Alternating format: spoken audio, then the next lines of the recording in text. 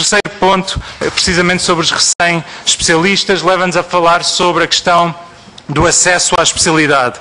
Seria possível saber, bem sei que está em análise e em negociação possíveis alterações a nível do internato médico, qual é o ponto de situação sobre as novas regras do acesso à especialidade, à formação específica, e qual tem sido o posicionamento da Ordem dos Médicos sobre esta matéria? Mas também eu gostaria também, Sr. Ministro, de lhe colocar uma questão relativamente ao internato médico. É que o Sr. Ministro disse que no início da sua intervenção que não vai cortar as vagas, não vai fechar custos, mas vai limitar o acesso às especialidades. Vai criar, com este projeto que está, um grupo enorme de indiferenciados. É isto que o projeto de revisão, e vou terminar, Sra. Presidente, o projeto de revisão do internato médico é para isso, é para criar um grupo de indiferenciados que ficam evidentemente mais baratos. Esclarecer sobre a introdução ou não de nota mínima na questão do internato médico e que me diga o que é que acontece aos médicos que fizeram 6 anos de curso superior para a medicina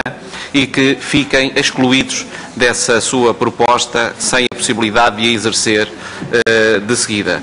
O que fará a esses médicos? Segundo assunto. Foram muito transversais em termos de preocupação, que é a questão da formação médica, portanto a questão do internato. O Sr. Deputado Ricardo Batista Leite levantou a questão, a Sra. Deputada Carla Cruz levantou a questão. E depois, sobre a questão das carreiras, a regulamentação de carreiras, como é que estamos nesse ponto? Aí há vários casos, houve vários casos. Então, começando por dar nota em que ponto é que está o projeto de alteração do decreto-lei relativo, portanto, ao internato.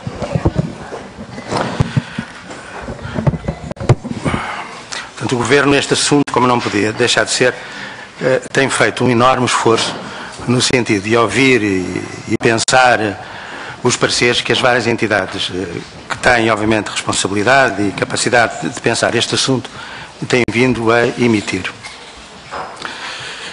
E neste momento, após um enorme trabalho, um enorme esforço, no sentido de conciliar e pensar diferentes posições, em que ponto é que estamos, exatamente? Havia, de começo, penso que posso sintetizar assim, essencialmente 3 zonas de divergência. A primeira zona de divergência era relativa ao ano comum. O projeto que o Governo apresentou anulava, portanto, o ano comum. A segunda zona de divergência era relativa à prova. Se a prova devia ser, portanto, uma prova de seriação ou uma prova de avaliação, que excluísse pessoas. É a segunda zona de divergência. A terceira zona de divergência era a partilha de responsabilidades entre a Ordem dos Médicos e o Governo e os órgãos que estão sob a tutela do Governo relativo às idoneidades e capacidades, portanto, formativas. Estas eram as 3 zonas de divergência. Em grande medida, 2 das zonas já estão, portanto, dirimidas, ou seja, a partilha entre a Ordem dos Médicos, o Governo e organismos que o Governo tutela do Ministério da Saúde relativas às idoneidades e capacidades formativas dessa matéria, em princípio, estará, portanto, encontrada uma solução que reúne, portanto, um grande consenso. A segunda matéria é relativa à prova. Existe consenso que a prova deve ser uma prova de avaliação, tem que ser encontrada qual a nota, portanto, para a qual as pessoas seriam excluídas. A este propósito, uma solução é remeter o valor, portanto, dessa nota para a regulamentação, portanto, posterior. Por fim, resta de facto uma última zona em que é necessário haver pensamento adicional, que é a questão do ano comum.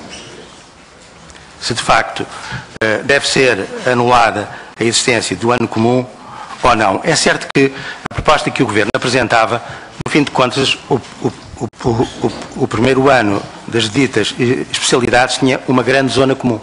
Tinha mais de 80% de zona comum. O que quer dizer que no primeiro ano, este primeiro ano, era em grande medida um ano comum, mas com 20% em que se começava então a trabalhar em termos de especialidade. Bom, mas neste assunto ainda estamos de facto a trabalhar em conjunto no sentido de obter a melhor solução que seja, enfim, possível. sendo certo que não há de haver alterações, ou seja, as alterações que existam ou que sejam verificadas no decreto-lei que está a ser, portanto, ultimado, apenas entrarão em efeito após um período de transição, que é um período de transição que já está, portanto, consensualizado há alguns anos. Portanto, 3 anos de transição para o novo regime, no sentido de as várias estruturas se poderem adaptar às várias alterações. É uma solução que tranquiliza, que dá, portanto, serenidade às várias instituições que serão envolvidas aqui neste processo. Isto sobre o internato. Agora,